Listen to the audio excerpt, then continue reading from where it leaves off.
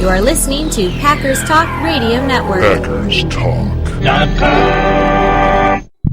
Eddie Lacy, Mike Daniels, Gilbert Brown, Don Barclay, Micah Hyde, your Green Bay Packers, yesterday's legends and today's superstars.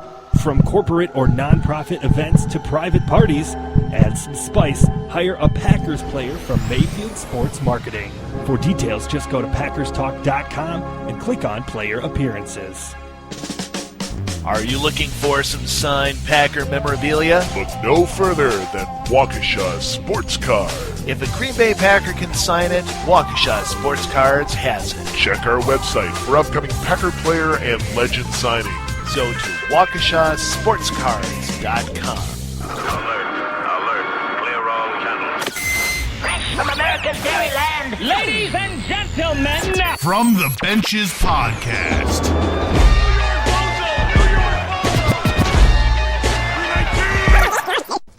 Touchdown, Packers.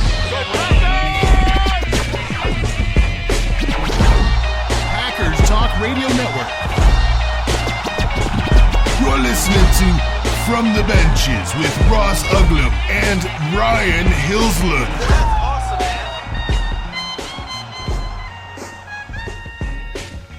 Hello, everyone. Welcome back to another episode of From the Benches. It is yet another Victory Monday morning episode for your enjoyment, and I'm here, as always, with my co-host from sunny Milwaukee, Wisconsin, Ryan Hillesland. Ryan, how are you? It actually was pretty sunny today for an October fall day. It was a nice day in Milwaukee. The Packers win wasn't necessarily pretty. Didn't go exactly the way people anticipated. I don't think. I don't think a lot of Packers fans are used to the defense kind of carrying the baton in a win. But I guess we can't complain. Yeah.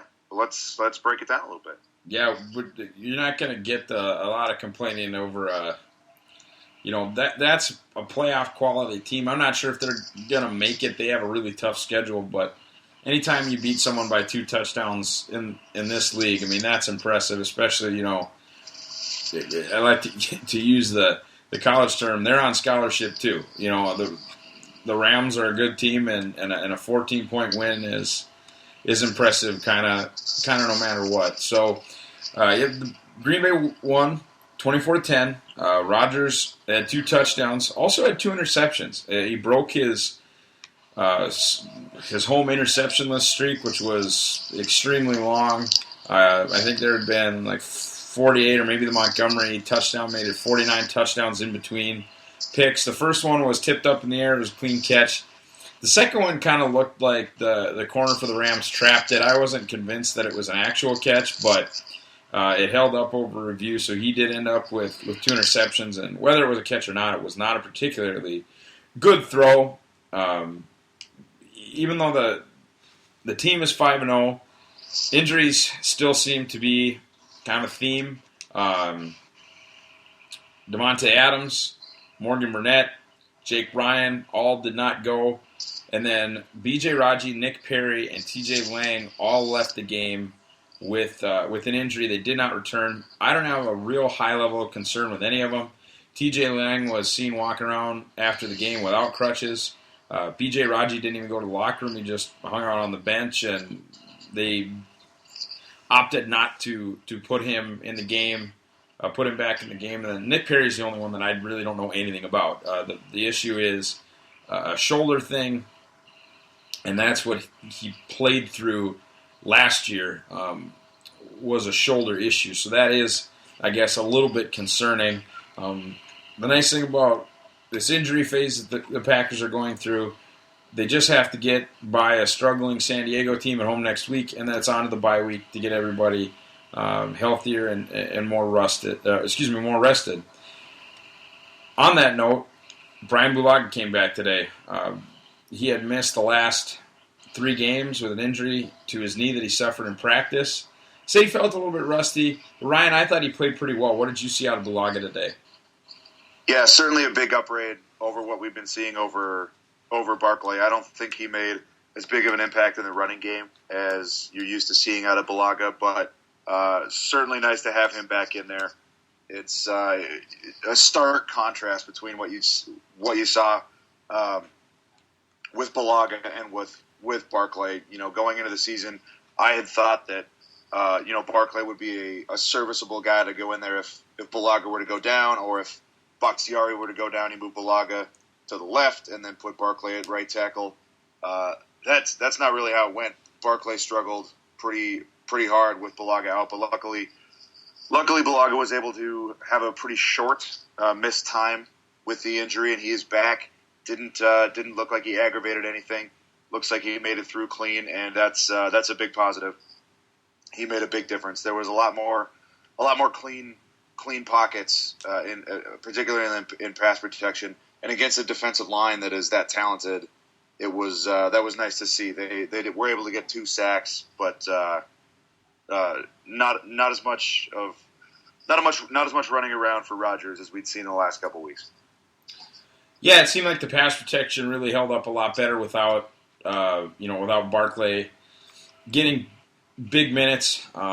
He did come in after Lang's injury for, I think, a series. They actually used Josh Walker in that right guard spot pretty exclusively for the rest of the game, but you can definitely tell that the offensive line operates better with Bulaga in there, even if, as he said, he was feeling a little bit rusty. But the offense wasn't the story of the game, and so that's not how we are going to lead off the show. We're going to lead off the show by talking a little defense, which I know you'll get a kick out of. That's 13 points allowed now over the last 2 games by the Packers D, and they forced 4 Nick Foles interceptions today, one of which they returned for a touchdown. Ryan, how impressed are you with this year's version of the Packers defense, and what do you think is different from years past when that unit has struggled? Oh, I'm very impressed. This is, I think we talked about this a little bit last week, that I've felt like the defensive production hasn't lived up to what I thought the talent level was, and now we're seeing the defense produce like I've thought they've been capable for a couple of years, and it's a couple of things. It's Mike Daniels being just a beast at just destroying interior linemen, causing huge disruptions in the running game, in the passing game. He is a big deal. There were times you always thought knew Mike Daniels had potential to do that. He tended to kind of disappear here and there, have up and down streaks, but he always flashed those big plays. This year, he's just doing it every game. He's been a monster all season, through the first 5 games. He's having a huge impact on the defense. Raji's playing well, like we've talked about. Clay Matthews is just being incredibly disruptive also from both the inside and the outside. And then those guys that have been struggling to live up to potential, Dayton Jones and Nick Perry, have both played pretty solidly so far early in the season. Hopefully that injury to Nick Perry doesn't stop that trend, because he's been playing pretty well for a few weeks. Hopefully he can come back and keep that upward trend going. But those guys are contributing in the pass rush. Everyone's being disruptive in the running game. Obviously, Gurley put up some big numbers today, but I didn't think it was that much of a problem. I thought they did a pretty good job of stopping him, particularly early in the game, which allowed the Packers to go up by a couple scores early. I think he had it was a little garbagey the way he put up all the yardage numbers, but yeah, the front 7 is playing really, really well. The pass rush is huge. We had talked about the 13 sacks in 2 games in the 2 weeks prior. Only had 3 sacks. Only had 3 sacks today, but the pass rush was really a big part of what led to the 4 interceptions. I know 2 of them were direct results of Nick Foles getting hit, but the pass rush was in Foles' face all game. They didn't let him get comfortable at all.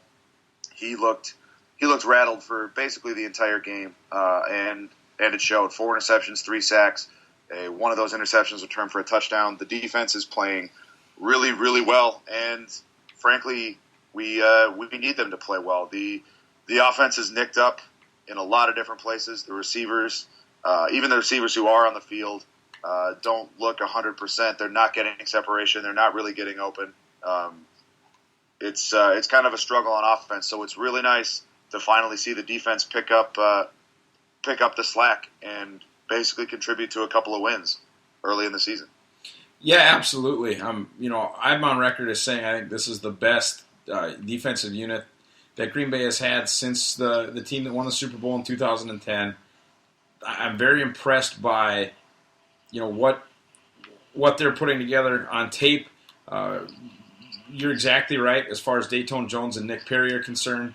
Those guys have been extremely impressive all season long. When you take away the fact that they're first-round picks, and obviously you'd like them to be every-down impact players, they're both extremely useful rotational guys on a good defense now, and sometimes that's really all you can ask. Perry is a guy, who's in a contract year. He might be a bargain at the end of this thing if he can stay healthy and they can get something done with him, on a reasonably cheap deal. Julius Peppers obviously can't play forever. He's an older guy, and I think probably only has 1 year left on his deal with the Packers. Can't imagine them bringing him back, at the age of like 35 or 36. He's going to have to be replaced, and certainly they could keep you doing that on a rotational basis. But Nick Perry seems to be a pretty good player, and Dayton Jones has been extremely disruptive. It's not showing up on the stat sheets quite yet, but he's commanding a double team quite a bit of the time, and his blocked field goal today, was directly took 3 points off the board for the Rams. So that was extremely impressive as well. He's a good player, and I'm, as a first round pick, you'd ask for a little bit more, but I'm impressed with what he's been able to bring. At the same time, this defense is just very talented. I think you'll really see, I think, an uptick in the run defense when Raji and Morgan Burnett come back. But this defense used to really struggle without Burnett. And whether that's because Morgan Burnett's awesome, or just because his quarterbacking of the defense, I guess, is so important, the way that everyone around him plays better when he's in. It doesn't matter. He's an important player, and they've been doing all these impressive things without him on the field, which I think makes everything that you've seen all the more impressive. And Demarius Randall and Quentin Rollins both look like players, and that's awesome to see. Especially, that's a position group where the Packers have historically lent on Coach Joe Witt to make players out of, fifth-round picks, undrafted guys, things like that. And this 2015 draft, they decided to, give him awesome, high talent level guys to work with, and you can see how good they are early, and it's really exciting to think of what kind of players that Randall and Rollins could potentially develop into because of how well that they are playing already at this point in their career. The last thing is the resurgence of B.J. Raji. The run defense kind of struggled after he went out, and I think he's been having just a renaissance season. He might be setting himself up for the payday that he's been trying to get for the last 2 seasons. Obviously missed last year with a big biceps injury, but the way he's playing this year, the Packers might want to look to lock him up to a long-term deal, especially with LaTroy Guion also playing on an expiring deal.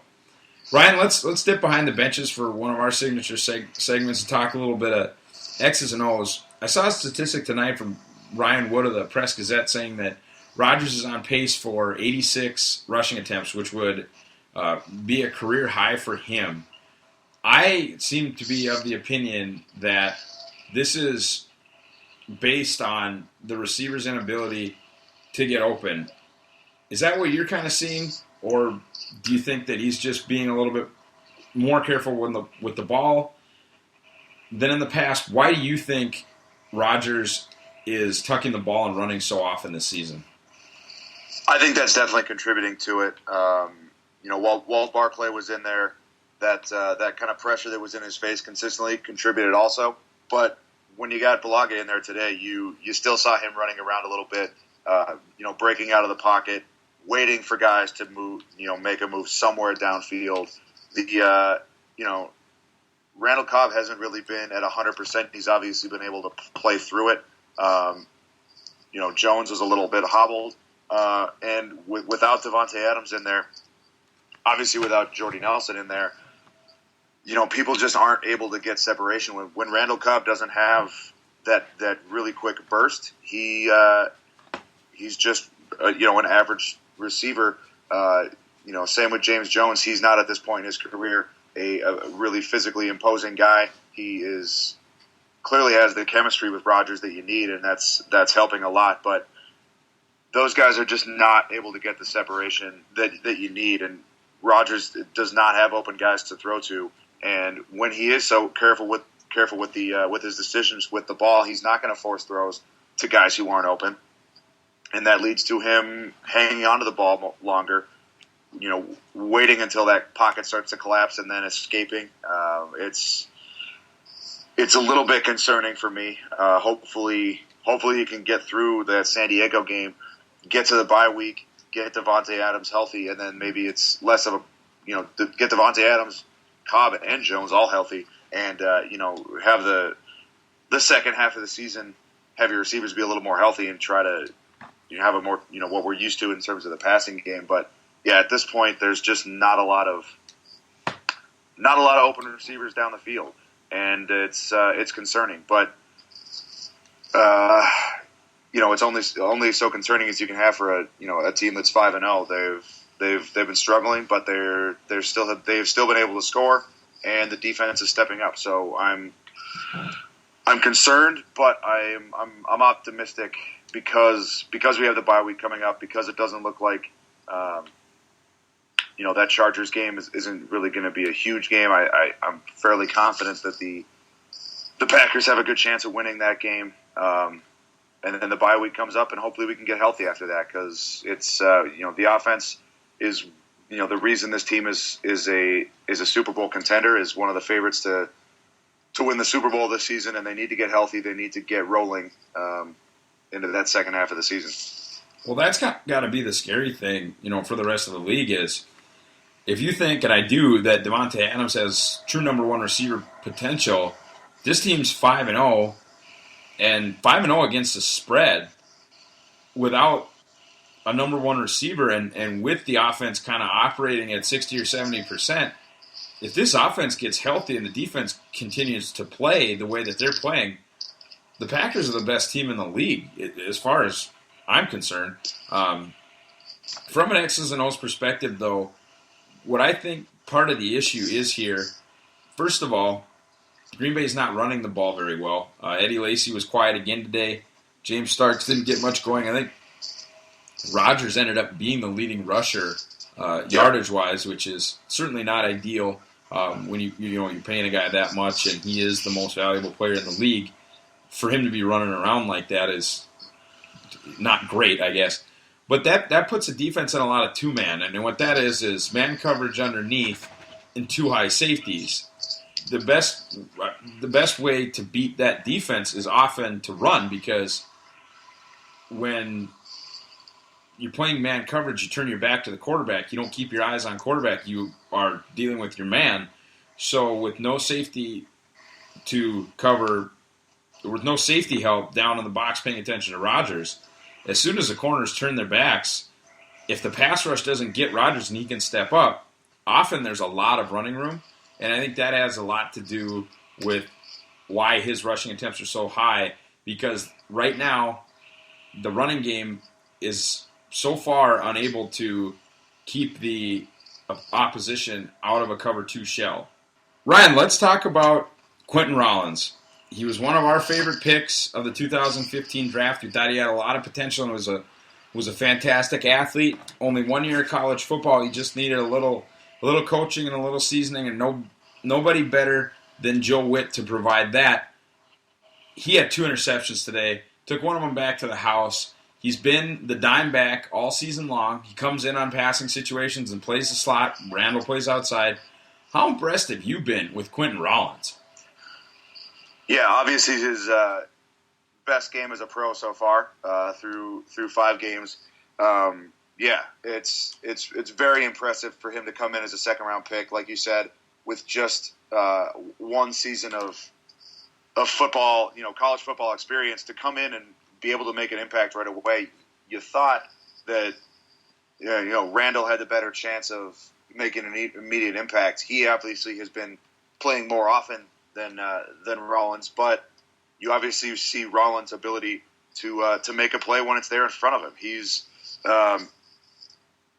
was very impressive, and he's again a big part of the reason that the defense has been so good. We were really concerned with the depth at cornerback all offseason. And then, you take 2 guys in the draft, and they looked pretty solid in camp, looked pretty solid in the preseason, and they have stepped up, and the cornerback position has not been a liability. And that's in large part thanks to Rollins' ability to not be a liability when he's on the field. And the same goes for Demarius Randall. Those guys have been huge, huge additions for the defense. They have, I think, been very solid replacements for Devon House and Tremont Williams.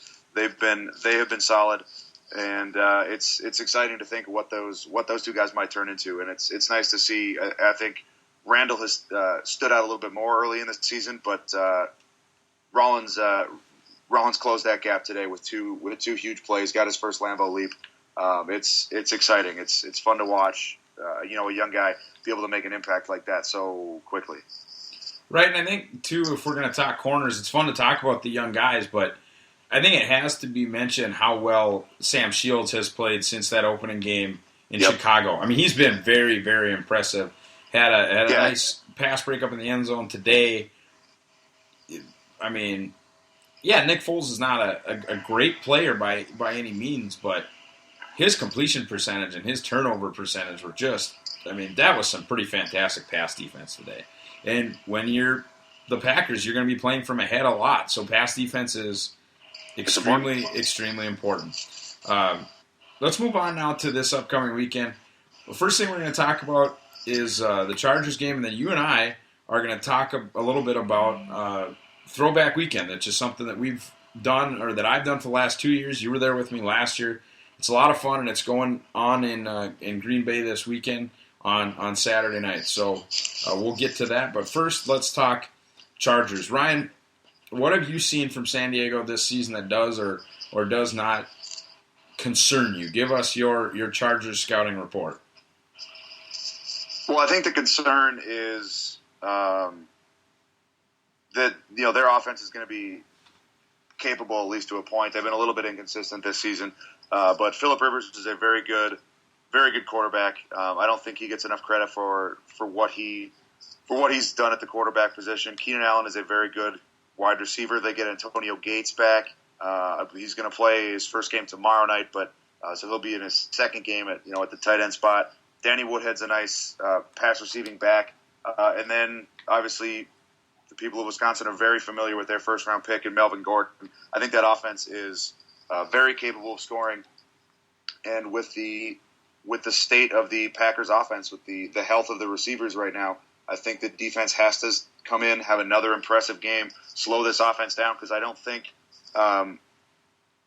it's a lock that the Packers are going to come in and put up 30, 35 points with what we've seen from them in the last couple of weeks. I think the offense is definitely a concern. I don't think San Diego has as strong a defense as the St. Louis Rams do. I think the front seven of the Rams was a very, very big challenge for the Packers offense, and they'll get a little bit easier job trying to handle the the Chargers front seven, but I'm just concerned that the defense, for too long the defense has been a liability for the Packers, and I know we've seen it for basically 3 weeks now that they've had strong showings, but I'm just kind of expecting a little bit of a letdown on the defensive side of the ball. I'm expecting the Chargers to score a little bit, and it scares me because I don't think the Packers offense is really clicking at this point. With all the injuries, I think they're, like you said earlier, I think they're maybe at like 60-70%. And if we do get a letdown from the defense, this is an offense from the Chargers that can put up points and can potentially ruin that, what we thought was going to be an undefeated season, at Lambeau Field for the Packers. So I'm a little bit concerned. I think there's a chance that the Packers get their first loss unless the offense is able to step up a little bit, because I think there's going to be a little bit of a letdown on the defensive side of the ball with a pretty good offense coming in. Yeah, the one thing that I'll say about that is San Diego's so beat up front on offense. They can't block anybody, and that's really, that really is a problem. And the way that the Packers are playing up front right now on defense, I think that Phillip Rivers is going to have pressure in his face all game long. Keenan Allen's not going to be able to beat the Packers deep because those types of plays aren't going to have enough time to develop. And their defense is pretty iffy. I don't have as high of a level of concern, but you're right. I mean, they do have the kind of guys that can give Green Bay trouble. Good pass receiving back in Danny Woodhead, good tight end in Antonio Gates. Those two positions have been the way to move the ball on the Packers since the beginning of time, it seems like. And so they do have the horses, but I'm not sure they have the hogs, if you kind of understand what I'm saying. Up front, they are bad on offense and pretty meh up front on defense as well. I wouldn't call them bad, but there's not anything that's really impressive about what they've got going on in the front seven either. They've got a couple of decent rotational pass rush guys, Atauchu, Ingram, and then this year's fifth-round pick Kyle Mannion has been playing pretty well as well. But as far as run defense, I think this might be a game where you see Eddie Lacy finally kind of get movement. And Lacy's been a slow starter his entire career. I would be interested to look at the numbers for his first 3 or 4 games every season in the league. But at the end of the year, it seems like he always has 1,100 yards and double-digit touchdowns. So it would be odd if that didn't continue. I guess I just don't have a very high level of concern for this game. Hopefully they're not looking past it, to the bye week, but this really seems like a team on the mission. I don't foresee a letdown game in this season where they don't come ready to play. I'm not saying that they're going to go 19-0. In fact, I think it's pretty unlikely that they're going to go undefeated, but I just don't see that game where you go, man, they just didn't come to play today and they lost to a team that's definitely not as good as they are. Ryan, let's get straight to the prediction part of the show. Why don't you give me yours first, and then I will follow. Well, like I said, I've got a little bit of concern. I think they're going to be able to score, and I don't think the Packers are going to put up 35, 40 points. I think it's going to be a tight game. I still have the Packers winning. My prediction for a score is going to be 27-21 Packers. I think we squeak out a victory. We get to the bye week, and hopefully the offense can get healthy and we can improve in the second part of the season. But I think the Packers get a win, and it's a little closer than we would like. And I disagree with you on this one. I've got Green Bay winning pretty comfortably, 34-10.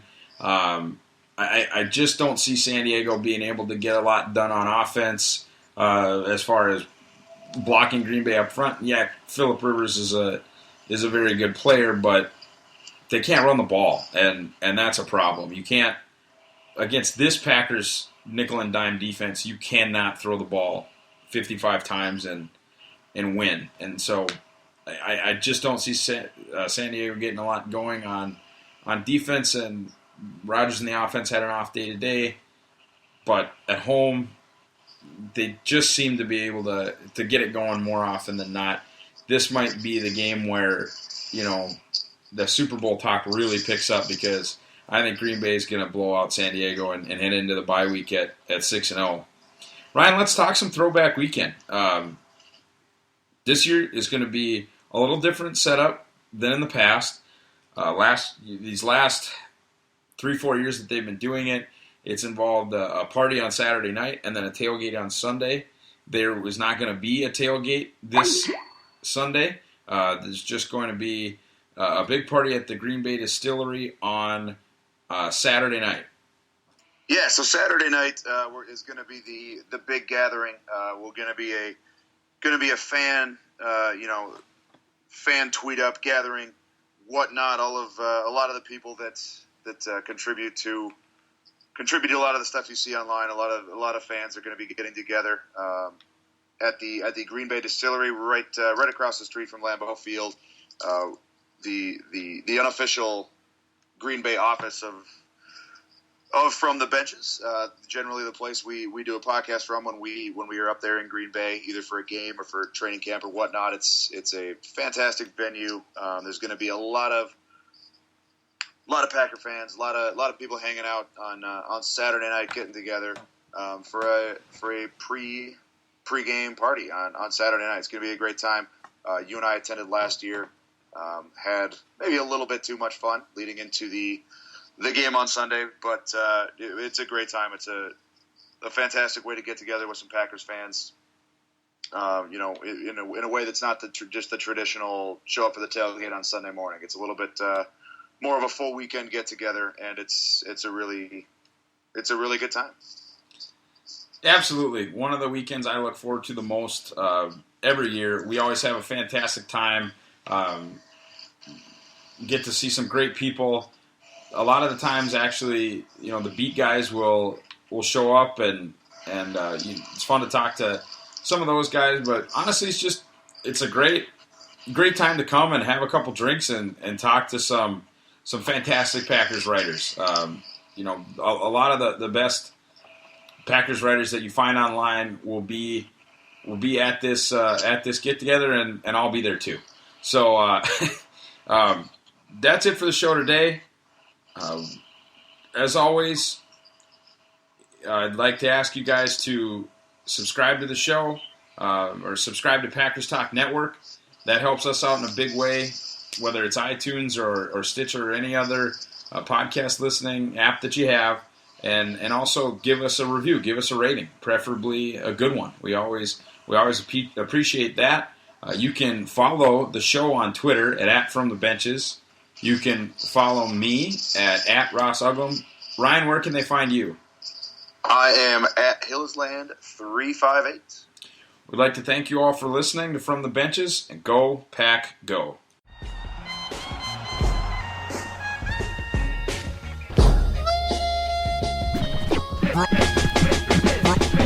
From the Benches.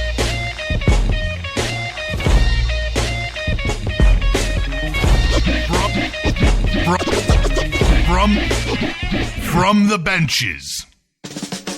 Are you looking for some signed Packer memorabilia? Look no further than Waukesha Sports Card. If a Green Bay Packer can sign it, Waukesha Sports Cards has it. Check our website for upcoming Packer player and legend signings. Go to WaukeshaSportsCards.com. Eddie Lacy, Mike Daniels, Gilbert Brown, Don Barclay, Micah Hyde, your Green Bay Packers, yesterday's legends and today's superstars. From corporate or nonprofit events to private parties, add some spice, hire a Packers player from Mayfield Sports Marketing. For details, just go to PackersTalk.com and click on Player Appearances.